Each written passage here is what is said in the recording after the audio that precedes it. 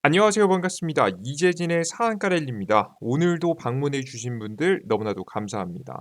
상한가 랠리 유튜브 채널에서는 시장의 100%는 존재하지 않아도 높은 확률의 종목과 전략들은 항상 존재한다는 설명을 여러분께 드리고 있습니다.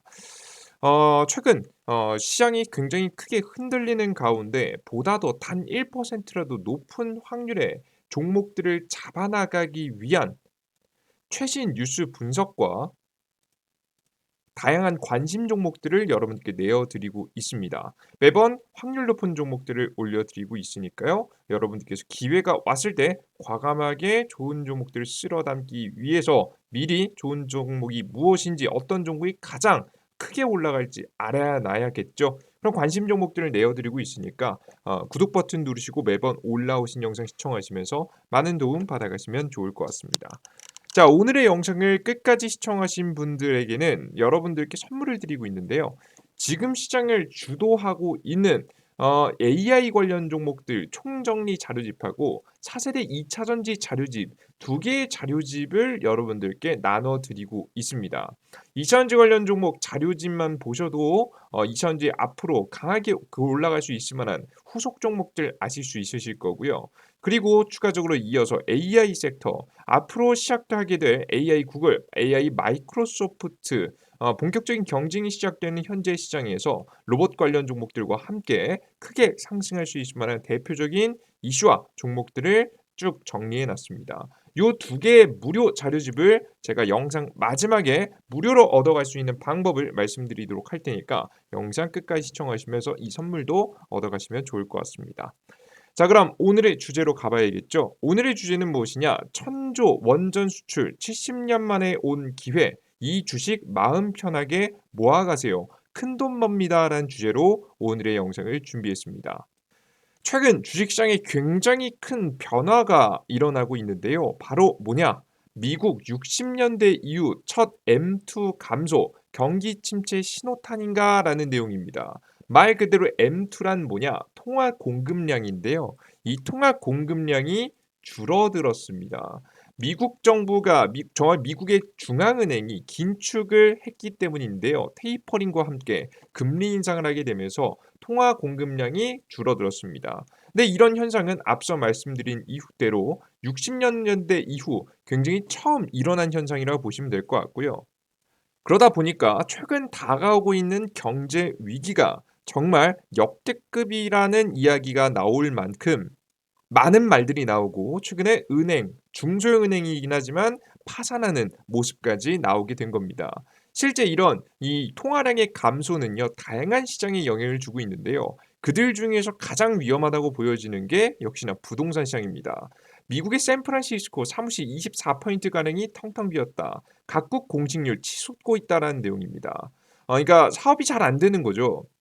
사업들을 조심스럽게 접고 있는 겁니다. 게다가 코로나 시대까지 도래하게 되면서 상업용 부동산이 특히나 큰 치명타를 맞고 있어요. 주거용 부동산은 그나마 괜찮은 편입니다. 7천조 원 미국 상업용 부동산 대출 금융시장 제2의 뇌관되나라는 내용입니다. 주요 25개 도시 공실률 일제히 상승, 작년 대비 빌딩 가격이 25%나 폭락. 이거 뭐 기준에 따라 좀 다르겠죠. 다만 뭐 요 정도 큰 폭으로 하락세가 나오고 있는 지역도 있다는 겁니다. 대출 70% 이상 중소은행 담당이라는 내용입니다. 그들 중에서 문제가 되는 게 중소은행, 최근에 터져나가고 있는 은행들이죠. 실리콘밸리 은행은 미국의 기술주들을 중심으로 대출이 나간 은행이었는데 이것들이 먼저 터지기 시작하면서 다음 터질 만한 게 바로 부동산을 기반으로 한 중소형 은행이지 않을까라는 이야기가 솔솔 돌고 있습니다. 그럼 과연 이런 문제가 터졌을 때 주식시장이 단기간 추가적인 조정이 만약에 이어진다라고 한다면 우리는 어떤 종목들을 쓸어 담아 봐야 될까 고민을 좀 했습니다. 올라가다가 꼬꾸라질 수 있을 만한 상황이니까요. 그죠? 이런 상황에서 저점에서 쓸어 담아야 될 만한 우리가 관심 가질 만한 종목, 역시나 뭐 2차 전지 관련 종목들도 있겠고요. 뭐 제가 앞서 말씀드린 AI 관련 종목들도 있겠죠. 괜찮을 겁니다. 하지만 요런 쪽도 물론 나쁘지 않겠지만 우리가 작년 2022년도 증시가 굉장히 큰 폭으로 하락했을 당시에 유일하게 큰 파동을 만들어냈었던 이슈죠. 바로 우크라이나 재건 쪽을 보실 필요가 있다라고 봅니다. 특히나 저는 대한민국 국내에서 적극적으로 밀고 있는 원전 정책에 대해서 여러분들께 설명드리고 싶은데요. 우크라이나 한국 에너지 재건 사업 참여해달라 원전 재생 에너지 협력을 촉구하고 있다는 내용입니다. 러시아는 작년 2월 24일 우크라이나를 침공한 이후 에너지 시설을 집중 파괴, 우크라이나의 전력 생산의 25%를 차지하는 자포리자 원전을 작년 9월 가동이 중단됐고요. 할루센코 장관은 38억에 달하는 지금 현재 105톤 에너지 장비 지원에 굉장히 감사를 표명했습니다. 이게 무너지자 각 국가들이 지원했는데 한국도 이런 지원 정책을 펼쳤던 거죠. 러시아의 미사일 공격으로 인한 전력 인프라의 파괴 현황을 공유하고 원전과 재생에너지 등 사업을 협력을 논의했습니다. 대한민국의 한국의 대사 같은 경우에는 한국의 지속적인 지역을 약속했고 에너지 부분의 재건 프로젝트에도 관심을 갖고 있다라고 화답을 했습니다. 최근에 한동훈 장관도 관련해서 회동을 한번 가졌었죠. 게다가 이번에 국토교통부의 보도자료 내용을 보시면 새롭게 이 우크라이나 교통 인프라 재건을 위한 고위급 회담까지 이루어졌습니다. 자세한 내용을 보면요. 국토교통부는 이성의 지금 이제 이거 지금 원희룡 장관하고 이성의 지금 이제 대도시권 광역교통위원장이 3월 29일부터 이틀간 우크라이나 교통 인프라 재건 공급 방안을 논의했습니다. 이번 회담은 우크라이나 재건 사업 중에서도 교통, 물류, 인프라, 재건 및 개발 방안을 중점적으로 논의했고요. 우리나라는 특히 우크라이나 및 서방의 주요 국가들과 면담을 통해서 우리의 전후 재건 경험과 첨단 교통, 물류 분야의 역량 등을 홍보하고 재건 사업에 참여의 의지도 전달할 방침이라고 합니다. 그러니까 이게 우크라이나 재건을 해준다는 건 결국 도움을 주는 건데 그냥 도움만 주고 끝내면 안 되잖아요. 그죠? 특히나 유럽에도 우리나라의 역량이 얼마나 뛰어난지 어필하고 홍보하겠다는 얘기입니다. 한국이 전쟁 이후 일궈낸 재건 성공 경험을 우크라이나 정부 및 지금 현재 ITF를 비롯한 국제기구와 적극적으로 공유할 것이라고 이야기를 했습니다. 전쟁 이후에 복구가 된 국가들 굉장히 많지만 가장 최근에 큰 전쟁이 일어났고 큰 전쟁 이후에 우리나라 대한민국보다도 빠르게 경제가 회복한 국가, 경제가 성장한 국가 대한민국밖에 없죠. 그렇기 때문에 이러한 역량을 어필하겠다라고 말이 나와주고 있습니다. 자, 그런데 다양한 지원들을 해줄 수 있을 것 같은데요. 특히나 우크라이나가 가장 급한 지원은 무엇일까? 이미 첫 번째 기사를 읽어드릴 때도 말씀드렸습니다. 우크라이나 대사가 와서 첫 번째 한 얘기가 뭐냐면 장관이 와서 에너지 재건 사업에 참여해달라는 이야기를 했어요. 그럼 얼마나 시급한 상황이냐? 이 지원이 시급한 우크라이나 어떤 일을 하고 있나? 최근의 모습을 봤습니다. 전쟁이 지속되면서 굉장히 큰 문제가 터졌는데요. 지금의 국제 원자력 기구 사무총장, 지금 사무총장이 직접 유럽 최대 원전 규모를 자랑하고 있는 자포리자 원적 발전소를 방문해서 안전 상황을 평가했습니다. 왜 안전 상황을 평가했을까요? 미사일 공격이 지속되면서 문제가 터질 것 같아 보였기 때문이죠. 러시아의 미사일 공격으로 자포리자 원전의 안전이 여전히 위태롭다며 우려를 했습니다. 3월 초 손상된 자포리자 원전의 마지막 남은 백업 330kW 전력선이 끊어져서 수리 중이라면서 유럽 최대 규모 자포리자 원전의 원자력 안전이 위태로운 상태라고 합니다. 지난 9일 러시아의 공습 이후 송전이 결단되면서 모든 외부 전원이 11시간 동안 끊어졌고 11시간 동안 끊어졌고 원자로 냉각 및 기타 필수 원자력 안전 보안 등 기능을 위해 비상 디젤 발전기에 의존해야 했습니다. 만약 이 디젤 발전기가 단기간에 고장나고 냉각을 시키지 못하게 된다고 한다면 또 다른 원전 문제를 불러올 수 있겠죠. 이러한 모습에 이 우크라이나 대통령 젤렌스키가 이런 이야기를 했습니다. 젤렌스키 대통령은 원전을 1년 넘게 인질로 잡고 있는 것은 정말로 유럽과 전 세계 원자력 사이에 일하는 최악의 일이다. 러시아의 원전 장악이 장기화될수록 우크라이나와 유럽 전 세계 안전에 가해지는 위협은 커질 것이다라고 얘기했습니다. 까딱 잘못해서 사건이 터지면 과거 일본의 원전 사고 이후 원전 건설 일정이 모두 싹 다 취소된 것처럼 또다시 새로운 문제를 이야기할 수 있어요. 특히나 원전 같은 경우에는 과거의 원전하고 이미지가 다르죠. 친환경으로 가기 위해서 우리가 탈석탄, 탈원유를 하기 위해서 반드시 필요하다라고 미국 정부가 공인 인증한 게 바로 원전입니다. 이 40년간 반대했었던 원자력 발전에 이제 미국의 민주당도 동의하기 시작했기 때문에 사실 이 사건이 터져버리게 되면 친환경 정책 자체가 무너지게 된다라고 보시면 될 것 같아요. 미국부터 유럽, 대한민국도 포함해서 전 세계 웬만한 국가들이 다 앞으로 어떻게 나가야 될지 방향성을 다시 잡아야 되는 최악의 상황까지 나올 수 있습니다. 친환경 정책이 다 물거품이 되는 거예요. 앞으로 2040년도, 2050년도까지 탈석탄이나 탈원유 하기로 했잖아요. 그죠? 그게 근데 잘 이루어지지 않을 가능성이 매우 높아요. 그래서 다른 글로벌 국가들도 이 부분을 주목할 필요가 있다라고 현재 보고 있는 겁니다. 그리고 이런 관심을 이야기하면서 이 젤렌스키 우크라이나 대통령이 얻어내고자 하는 것은 무엇이냐? 결국에는 전쟁에서 이기기 위해서 전력 공급을 안전하게 만들어내고 싶어 하겠죠. 결국 우크라이나 같은 경우에는 자신의 전력 공급을 안전하게 하기 위해서 두 가지 정도의 선택을 할 수 있습니다. 첫 번째, 자포리자 원전을 재가동할 수 있도록 국제사회의 도움을 받는 방법이 있을 수 있을 것 같고요. 두 번째로는 새로운 원전 건설까지도 해볼 수 있을 것 같습니다. 실제 새로운 원전 건설 같은 경우에도 굉장히 적극적으로 현재 이루어지고 있는데요. 작년에 보시면 우크라이나 웨스팅하우스 수주 원전 9기 시동 두산 진출 기대감이라는 내용입니다. 말 그대로 웨스팅하우스라고 하는 미국의 기업이 우크라이나의 원전을 수주를 받아서 건설을 진행하기 위해서 노력하고 있다는 내용이죠. 목표는 2030년도까지 원전 건설을 하는 게 목표라고 합니다. 2030년에서 2032년 정도로 예정을 잡고 있어요. 요게 심지어는 우리나라 두산 기업이 수혜를 받을 수 있어 보이죠. 원전 건설에 탄력이 붙으며 두산 에너빌리티의 수주가 기대된다. 두산 에너빌리티는 웨스팅하우스의 원자 용기와 증기 발생기 등 주 기기를 공급한 바가 있다.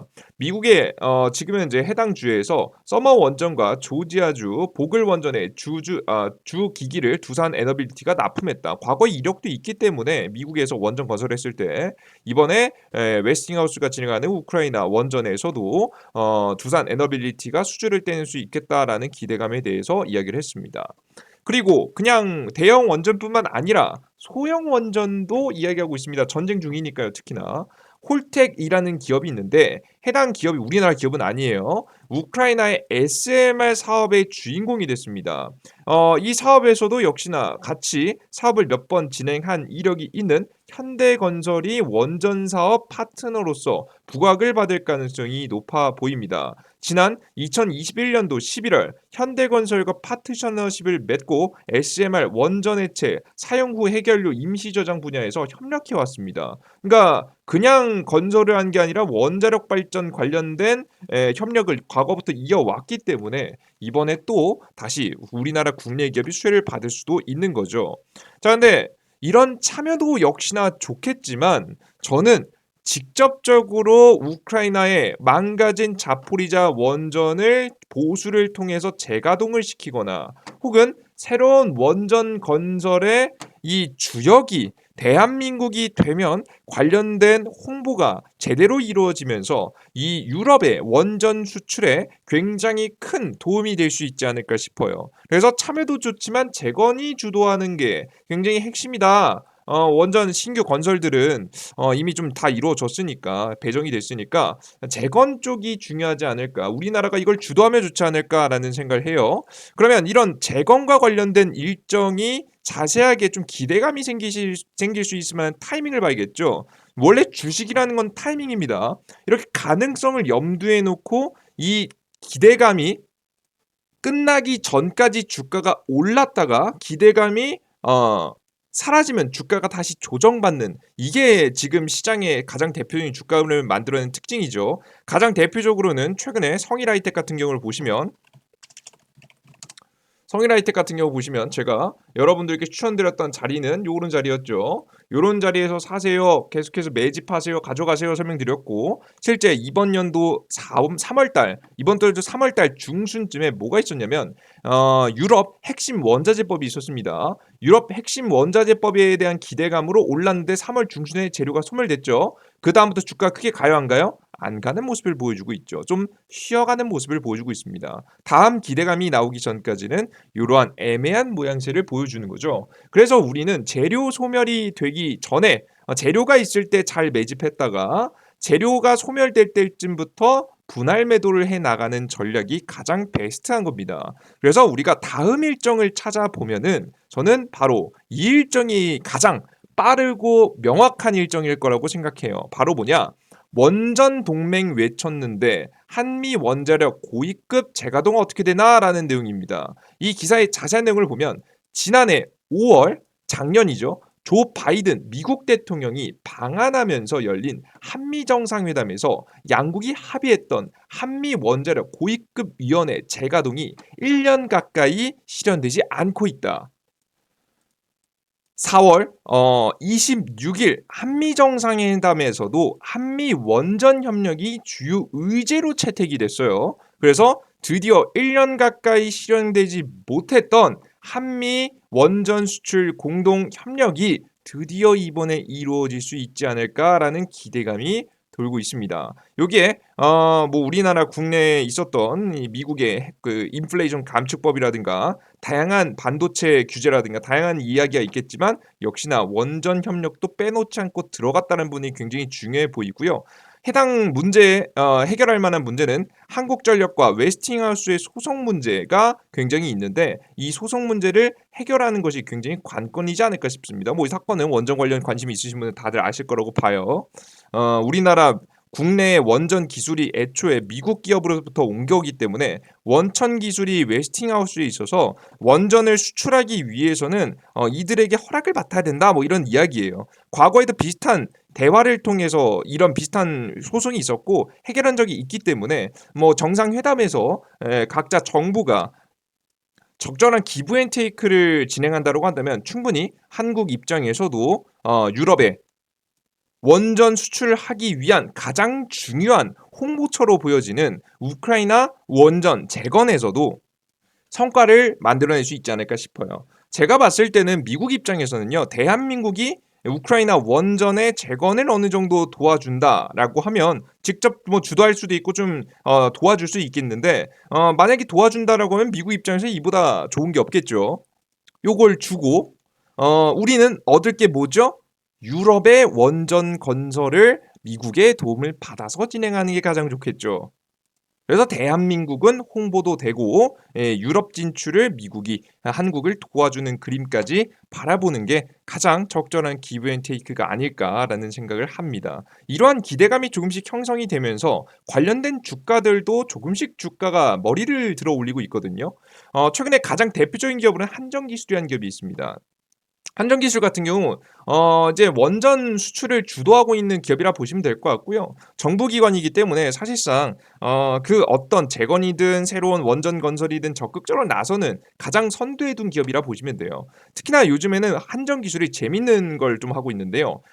우크라이나에 가장 필요한 것 중에 하나라고 생각합니다.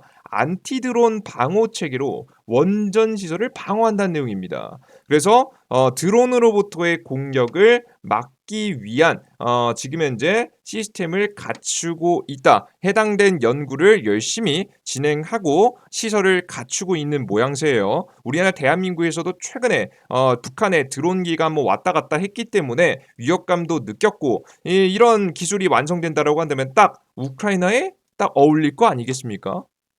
그래서 한정 기술 같은 경우가 가장 중요하게 주가의 움직임이 나올 것으로 예상이 됩니다. 그래서 한정 기술을 꼭 관심 넣어두세요. 차트 이쁘죠, 여러분들. 저는 더 갈 거라 봅니다. 잘 보세요, 여러분들. 원자력 발전 종목들이 진짜 단기적으로도 그렇고 단기적으로 다음 달까지 단기적으로 투자해 보셔도 스윙으로 투자해 보셔도 나쁘지 않고요. 심지어는 시장이 크게 떨어졌을 때 위기가 도래했을 때도 매집하면 정말 맘 편하게 가져갈 주식이니까 잘 보시면 좋을 것 같습니다. 자, 그리고 두 번째 한전 KPS입니다. 지금 제가 새로운 원전 건설 같은 경우에는 이미 미국 기업들이 다 웬만큼 했다. 웨스팅하우스나 아니면은 홀텍 같은 경우가 다 했다. 대한민국이 얻어먹을 거는 밑에 기타 수주 정도였다라고 말씀드렸는데 원이 기존에 망가진 원전을 재건하는 거, 망가진 것을 좀 고쳐가지고 다시 가동시키게 하기 위한 요런 작업은 대한민국이 할 수도 있겠다라는 이야기를 말씀드렸죠. 그것에 가장 큰 역할을 할 것이 한전 KPS라고 봅니다. 한전 KPS, 사실 한전 기술 같은 경우는 원전을 새롭게 건설하는 기대감이 있는 기업이고요. 한전 KPS는 어느 쪽에 좀 더 특화가 되냐면 유지 보수에 좀 더 특화가 되었다라고 보시면 될 것 같아요. 실적 반등 한전 KPS 원전 수명 연장에 뜰 일만 남았다는 내용입니다. 수명 연장, 우리나라 국내 원전을 수명을 연장하는 걸 유지 보수한다는 내용이죠. 그것의 수혜를 보는 거죠. 왜? 직접적인 유지 보수 사업을 하고 있는 기업이니까요. 그죠? 이번에 자포리자 원전도 유지 보수를 하게 되면 실적적인 도움을 받을 수 있겠죠. 정부가 돈을 대주고 한전 KPS가 실적을 올리는 쪽으로 가지 않을까 싶습니다. 한전 KPS 체코 폴란드 신규 원전 사업 수준을 위한 MOU를 체결했다. 실제 한전 KPS가 체코라든가 폴란드 신규 원전이 나올 수 있을 만한 곳이란 말이죠. 이 신규 원전에 대한 그 계약은 누가 맺어요? 한전 기술이 하는 건데 왜 굳이 체코 폴란드 지역에 있는 기타 기업들이랑 MOU를 맺었느냐?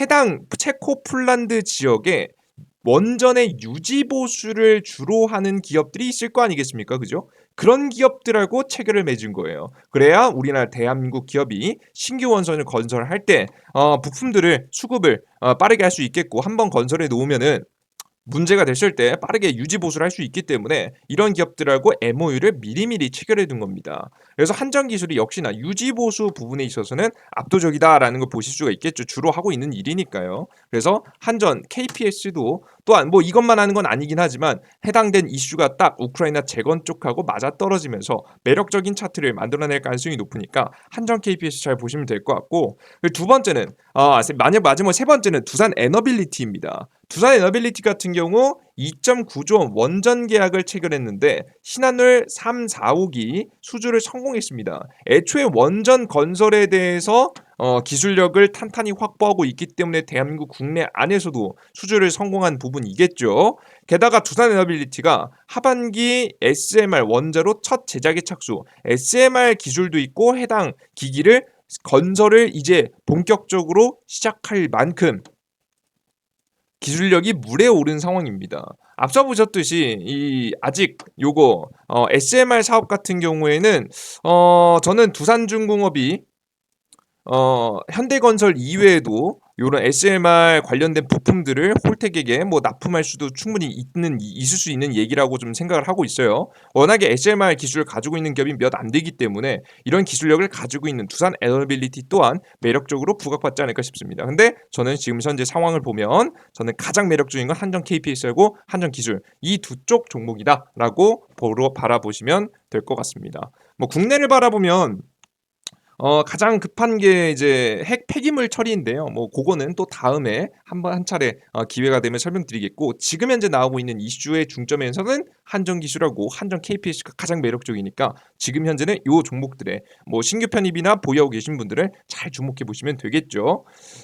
자, 그리고 여러분들께 원전 건설이 그리고 최근에 굉장히 더 크게 주목받고 있는 이유가 뭐냐면 최근에 이제 결국에는 전기차에서 우리는 수소차로 넘어가야 됩니다. 왜냐하면 장단점이 명확하기 때문인데요. 전기차 같은 경우에는 전기 충전소가 가장 큰 문제입니다. 긴 충전 시간도 문제고 이 초를 만들기 위해서는 굉장히 높은 전압이 필요해요. 그래서 뭐 높은 전압이 유지되기 위해서는 발전소가 도시 주변에 있어야 됩니다. 근데 우리 보시면 도시 주변에 발전소가 많나요, 적나요? 당연히 적겠죠. 발전소가 문제가 생기면 도시까지 피해를 주면 안 되니까 최대한 지방 지역에 배치를 꽤 많이 시켜놨는데 이 지방 지역에서 서울로 도시로 긴 구간을 더 길게 이 전선이지 뭐라고 해야 될까요? 송전 구간이 길어지면 길어질수록 전력 손실이 심하게 됩니다. 그래서 최대한 이 발전소하고 전기차 충전소는 가까워야지 굉장히 효율적인데 사실 도시 주변에 발전소를 굉장히 많이 둘 수는 없겠죠. 한계가 있을 거라 봅니다. 그래서 단기간에는 전기차가 주목받긴 하겠지만 결국에는 가장 수소차의 가장 큰 단점이죠. 아직 공장 생산화되지 않았기 때문에 비싼 차량 가격이 문제인데 이 차량 가격이 해소되고 나면 저는 수소차가 오히려 도시에는 어울리는 자동차가 될 수 있지 않을까 싶습니다. 왜냐하면 전국에 깔려 있는 주유소들의 이거 주유소들의 이제 기름을 보관하는 통을 수소통으로 바꾸면 되는 거잖아요. 그죠? 상대적으로 전기 충전소에 비해서는 상대적으로 쉬운 편이기 때문에 도시에는 이 수소차 기술이 완성되고 나면 아직까지 기술이 완성되지는 않았습니다만 완성되고 나면 이것이 더 유리해지지 않을까라는 생각을 해요. 그래서 수소차는요. 결국에는 해야 되는 거예요. 예. 안 하는 게 아니라 결국에는 해야 되는 것들 중에 하나가 바로 이 수소차이기 때문에 수소로 가는 길이 굉장히 중요한데 최근에 어떤 이야기가 굉장히 많이 나오냐? 이 수소를 만드는 방법에 대해서 이 말이 많습니다. 그 다양한 방법들 중에 아직 최근까지는 원유를 통해서 천연가스라든가 뭐 이런 원유를 통해서 이 수소를 생산하는 방법이 가장 싸요. 그러다 보니까 차라리 태양열, 풍력 뭐 이런 애들보다 오히려 이제 화석 연료를 이용해서 수소를 만드는 방법이 가장 빠르니까 차라리 수소를 원전을 통해서 만들면 어떨까라는 이야기가 유럽에서 나와가지고 있어요. 아직 원전을 많이 보유하고 있는 프랑스는 찬성하고 독일은 조금 반대하고 있긴 한데요. 그래도 이런 언급이 나왔다는 것 자체가 원전 입장에서는 굉장히 기쁜 일이죠. 프랑스 원전 전력으로 만든 수소 인정, 독일 인정하면 재생에너지 투자를 위축한다. 다른 회원국들도 둘로 나뉘어 합의랑 난항. 새로운 수소 발전의 가능성이 열렸다.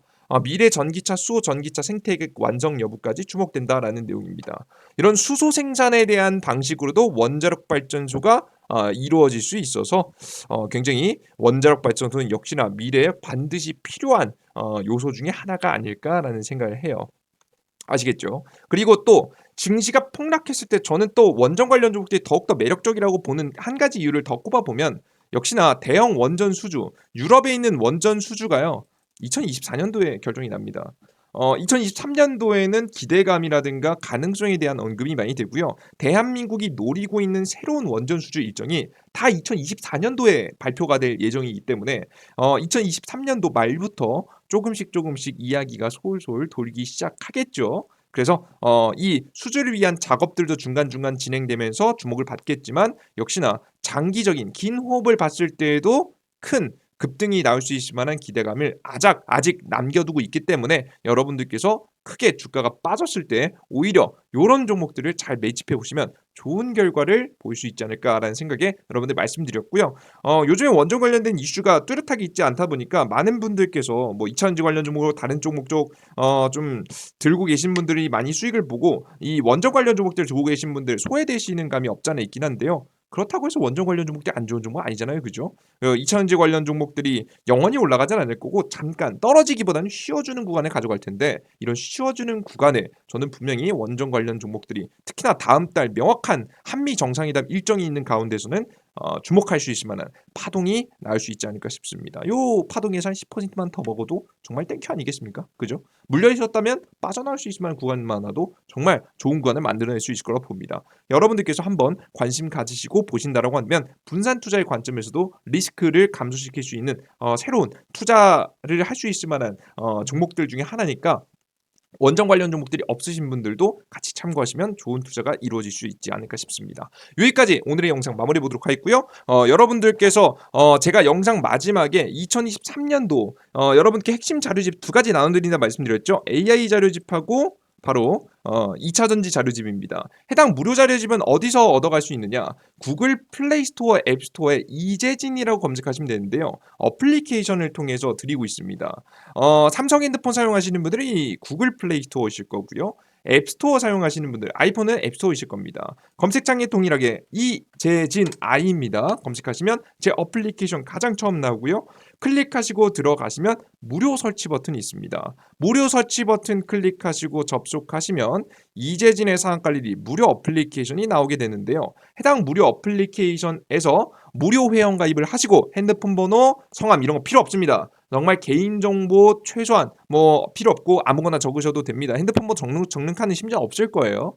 아이디랑 비밀번호만 잘 기억해 두실 수 있을 만한 아이디랑 비밀번호만 잘 설정하셔서 만들어 두시면 100% 무료로 다양한 컨텐츠들 이용할 수 있게 만들어 놨으니까 꼭 무료 회원 가입하시고 무료 급등 추천주 클릭해서 들어가시면 제가 세 번째 공지글에 자료집을 다운로드 받을 수 있게 만들어 놨습니다. 요거 클릭하시고 들어가셔서 총정리 자료집 두 개 다 클릭하시면 다운로드 받을 수 있으시니까요. 요거 확인해 나가시면 될 것 같아요. 그 이외에도 급등 추천 종목이라든가 단기 급등 추천주 여러분들께서 그리고 장 시작 전 30분 전 오전 8시 30분에 해외 증시 주요 변동 요인 우리는 시장에 어떻게 대처를 해야 되는지 5일자 주요 이슈와 제 생각들을 쭉 적어놨습니다. 이거 처음부터 위에서 끝까지 10분만 읽어보시면 시장에서 난 어떻게 대처해야 되는지를 여러분께 설명드리고 있으니까요. 꼭 확인해 나가시면 좋을 것 같아요. 자, 그리고 급등 추천 포착제로 오늘 장중이 끝나고 나서 매력적으로 올라갔었던 종목들 이슈와 함께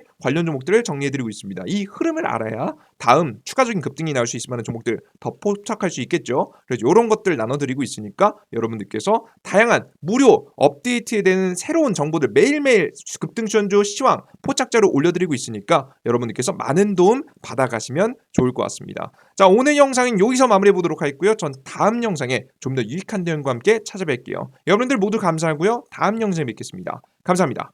땡큐.